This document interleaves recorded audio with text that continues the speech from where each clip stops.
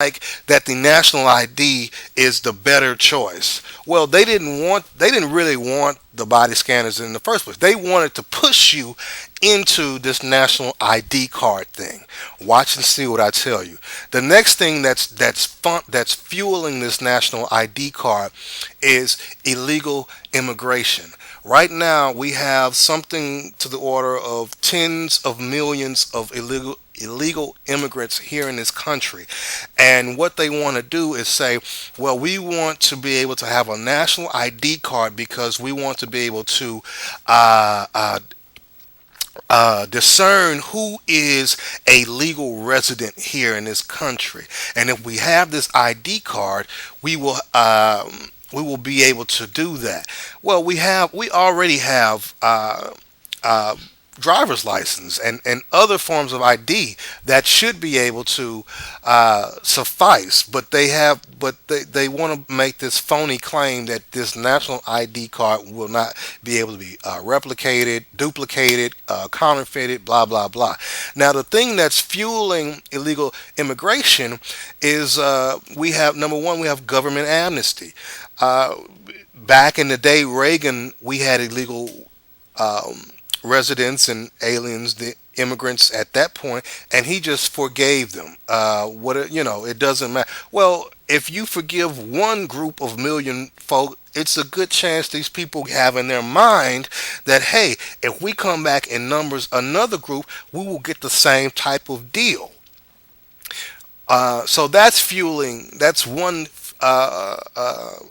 thing that's fueling illegal immigration. Another thing is we have this double standard in our policy where one group of people who makes it to our shores gets to stay, and another group of immigrants who come here illegally, they have to go.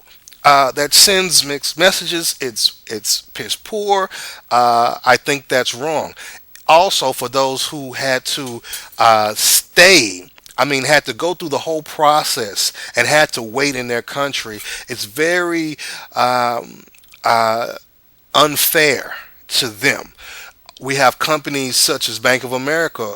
Well, not Bank of America. We have companies hiring illegals. I mentioned Bank of America because they were making debit cards at one point for illegals. I mean, almost encouraging them to come and stay and work. That's not right. We have laws. Let's enforce them. Lastly, we have poor border control. I've lived on the Gulf Coast. I've lived on the East Coast. I've lived on the West Coast. And I got to tell you, what Arizona is going through right now is ridiculous. When you have to put a posse together to guard your own border because the federal government won't do this. Now, they're supposed to be Homeland of Security. I thought that was the name, but they aren't securing very much. When I used to stay on the West Coast, I stayed. If you ever watch the movie Fahrenheit 9/11, in one part of that. That's Michael Moore's documentary. He talks about Highway 101. I know that highway, and I've been on it plenty of times, and I know that many times I was on that highway, there wasn't a cop to be found, and this is right next to the ocean. So once you get off the beach, you pretty much have free reign, and there's no one to stop you. No one. No one. Believe me. If they really wanted to make us secure, how about starting there? How about starting on our own border? These pat downs, these enhanced pat downs that the TSA get. Why don't we put TSA agents on the border so they can pat down some of these illegals coming across our borders? How about that one? The next thing that will fuel this national ID card, and again, I'm just putting things in perspective. Uh, you have to look at the trends, and basically the national ID card. Like I said, it will allow. If you don't have it, you won't be able to eat or be able to do business. Well, you could easily say, well, what if Maybe I don't travel a lot, so I don't have to worry about that. But I live on in the country or some rural area. But I'm pretty self-sustained. I have my own well. It's got clean water, and I grow my own food. So I don't need a national ID card. Well, yeah, but might want to take a look at this. Uh, right here, we have a few states, one of which is Colorado, who prohibits the collection of rainwater. So you can't have wells and stuff like that would probably fall under that. You can't have a rain barrel. The water that comes from the sky is not your own. It is the property of the corporations. So, and now this isn't 50 statewide, but it is in a few, and I guarantee you, once they find the loopholes, they will start locking down on them. So, your water that you thought you had, you may not have it anymore. Quite frankly, they will make it illegal. On top of that, you say, well, okay, well, good. I can still can grow my own food. I can hunt. I can do that. I can do that. Well, bam. Here we have Senate Bill 510, which is basically a Food Safety Act. It's not called that exactly, but it's something to that effect. In essence, what they want to do is they want to cut out all of these mass recall food recalls for E. coli and salmonella. Last a few months ago, we had the major egg recall for salmonella. I remember a few years ago we had packaged lettuce, romaine lettuce that had E. coli in it.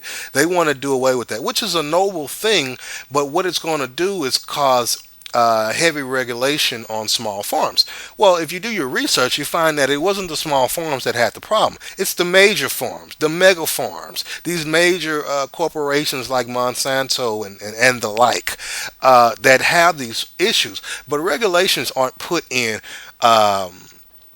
for your safety and your benefit. They're set in place to protect the interest of the big well-to-dos, the big banks, the big agri and commodity companies.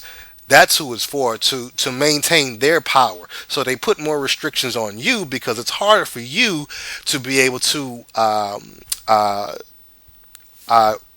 live up to what the regulations say when you have so much things you have to pay for, so much things you have to get in order, so much paperwork you have to fool around with, just in order to be in line with what the law says. And that also applies for Liberty Gardens, those little things behind you may have behind your house. They want to control all of that, and so they're putting a bill in place to make sure that they can do that.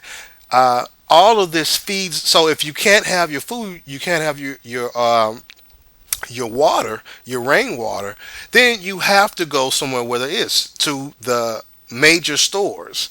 And thus you have to have this national ID card. Let me tell you, the trend, it's just a matter of putting all these pieces together. They seem unrelated, but they end up diverging on a common theme. And I thank